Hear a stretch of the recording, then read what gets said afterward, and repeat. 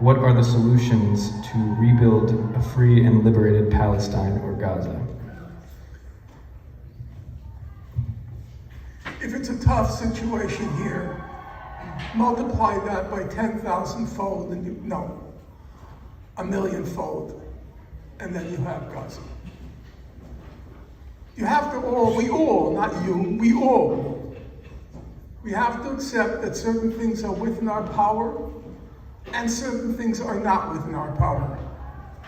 Some things we can change, some things we can change. I am, and I've not shied away from saying it because I don't believe one should treat adults as children and not tell them and not be the bearer of bad news if it is bad news. If somebody has a terminal illness, 9 times out of 10, the person wants to know. And if you really love that person, 9 times out of 10, you tell them. That's kind of treating that person with respect. The situation is dire, we all know. It might be hopeless. I recognize that. So how does that translate into what is to be done? I say 3 things. Number 1, I'm fallible, I could be wrong. It's my best judgment, but my best judgment can be a wrong judgment. Number 2, never believe that if you decide to do nothing, everything will just go on as it is. That's not true. If you do nothing, it gets worse. It doesn't stay stable. It gets worse. During those 17 months before the Trump administration, there were, as I said, there were vagaries. It went up and down. And each time it went a little better, it was because of international pressure.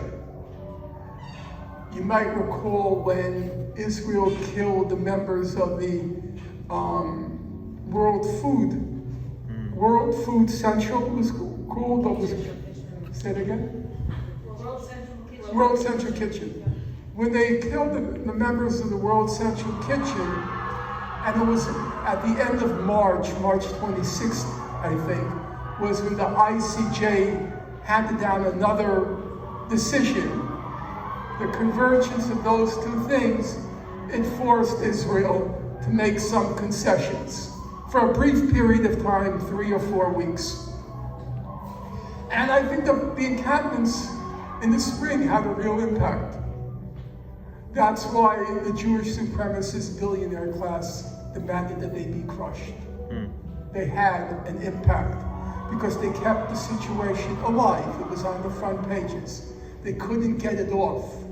Once the encampments were gone, it was gone. The Gaza situation. And then there's the third thing. I said, first, I could be wrong. Second, if you do nothing, it's going to be worse.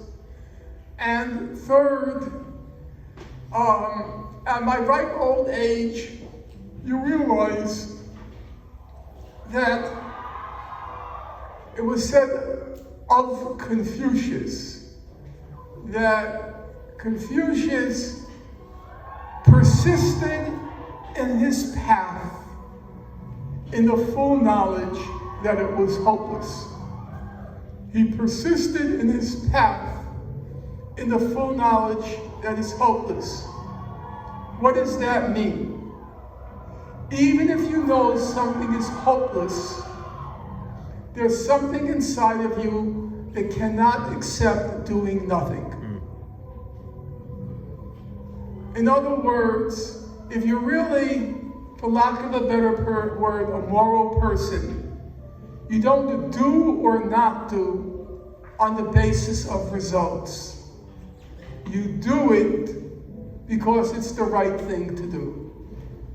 And that, at any rate, is how I conduct myself. I have no hope at this point, and believe it or not, it doesn't deter me in the least. It doesn't change anything for me. Because what's the alternative? To get up each morning and to conduct yourself as if nothing is happening there? To read one morning in the paper that the medics were lined up and shot in the head? To read the next day in the paper that Israel's targeting children in the skull and in the chest, and to just go your merry way as if nothing is happening? No, I don't believe for a human being who has any heart, any soul, that's an option.